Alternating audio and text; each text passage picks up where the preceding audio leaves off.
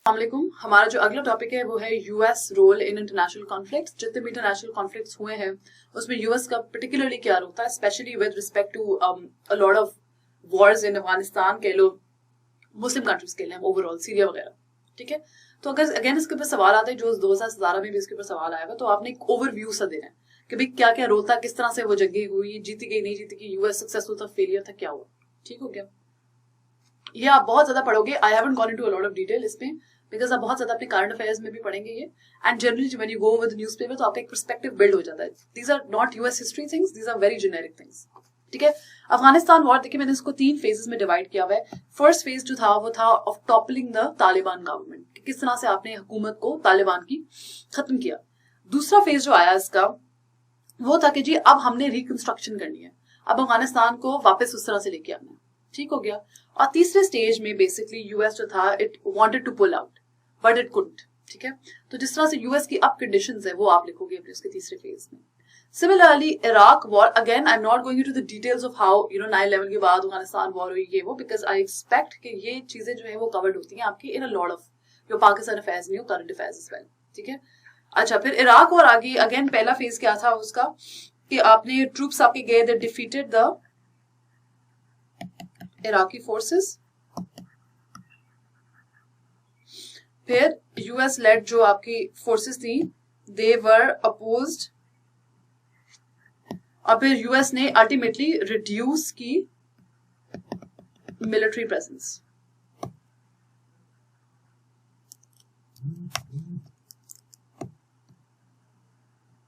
In Iraq. ठीक है, फिर आपका सीरियन कॉन्फ्लिक्ट आ गया। आपने पूरी डमास्कस की पूरी बात करनी है, बशार अल असद की बात करनी है, किस तरह से रिबेल्स खड़े हुए, they fought Bashar al Assad as well, किस तरह से यूएस और रशिया का क्या एग्जैक्टली रोल था उनका, किस तरह से यूएस ने सपोर्ट किया, किस तरह से फिर टर्की ने इंटरवीन किया और ममालिक जो है वो उसके अंदर आए, ब्रिटेन आया, फ्रांस वगैरह, they started sending their troops as well, diplomacy क्या थी और एंड क्या हुआ था सीरियन कॉन्फ्लिक्ट का। ठीक है, Israel Palestine, again no need to go into the history of the war, you're only going to mention what the current, आपने बताना है करंट इश्यूज क्या हैं।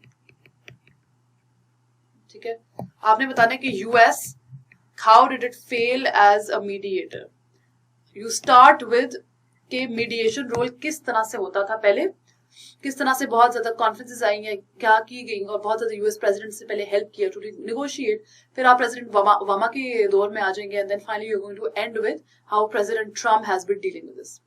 ठीक है, अच्छा जी, जो नेक्स्ट हमारा टॉपिक है वो यूएस कांग्रेस और इट्स मैंडेट के ऊपर है। ठीक है, again it's a very short topic, आप देख लीजिए, मैंने ब्रेक डाउन कर दी है कि क्या क्या चीजें आपको पता होनी चाहिए इसके अंदर। सबसे पहले सेनेट की बात करते हैं। सेनेट की जो मेंबरशिप होती है वो 100 लोगों की होती है। ठीक है, कांग्रेस में 2 चीजें आ जाती है, House of Representatives and Senate. House of Representatives is known as the lower house, Senate is known as the upper house. Senate की मेंबरशिप 100 लोगों की होती है, 50 क्या कहते हैं स्टेट्स हैं आपकी अमेरिका के अंदर, और 2-2 इट्स 2 सीट्स पर स्टेट। फिर 6 साल की होती है, सो इक्वल रिप्रेजेंटेशन होती है सेनेट के अंदर। ठीक है, और टेन्योर इनका 6 साल का होता है। हाउस ऑफ रिप्रेजेंटेटिव्स में आपकी अकॉर्डिंग टू योर पॉपुलेशन आपके होते हैं सीट्स, 435 होते हैं मेंबर्स और 2 साल के लिए इलेक्ट होते हैं। लीडरशिप की बात करें, जो स्पीकर ऑफ द हाउस होता है वो मेजोरिटी पार्टी का होता है, और जो leader of the House of representative होता है again he is also the speaker. Senate leadership में आपको ये जानने की जरूरत है कि वाइस प्रेसिडेंट होता है अमेरिका का, he presides over the sessions of the senate. ठीक है, फ्लोर डिबेट्स की बात करें तो हाउस ऑफ रिप्रेजेंटेटिव्स में आपके पास लिमिटेड टाइम होता है फॉर डिबेट्स। ठीक है, तो आपकी पहले जो एक इशू होता है that goes to a committee, और कमिटी उसके बाद डिसाइड करती है कि कितना टाइम मिलना चाहिए पर्टिकुलर इशू को on the floor of the House of Representatives. However floor debate जो सेनेट के अंदर होती है वो they take a longer period of time, because आपके पास ज्यादा वक्त होता है सेनेट में देने के लिए, एक पर्टिकुलर इशू को डिस्कस करने के लिए, एक बिल को डिस्कस करने के लिए, और एनी अदर अमेंडमेंट और एनीथिंग। अब मसला ये होता है कि क्योंकि आपके पास टाइम ज्यादा होता है तो एक आपके पास रिस्ट्रिक्टेड टाइम नहीं होता, जिसकी वजह से एक कॉन्सेप्ट है फिलिबस्टर।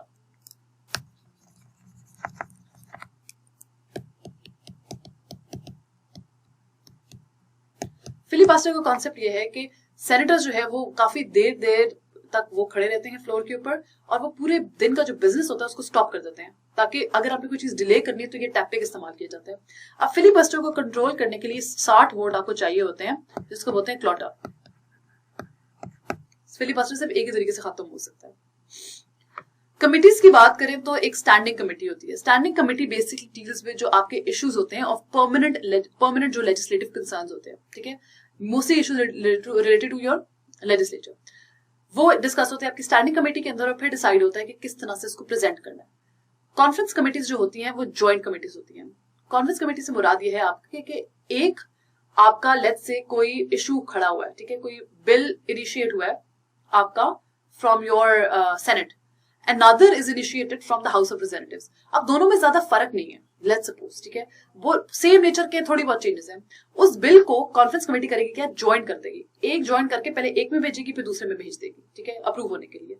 वो इसलिए करते हैं to avoid duplication. This is the job of the conference committee.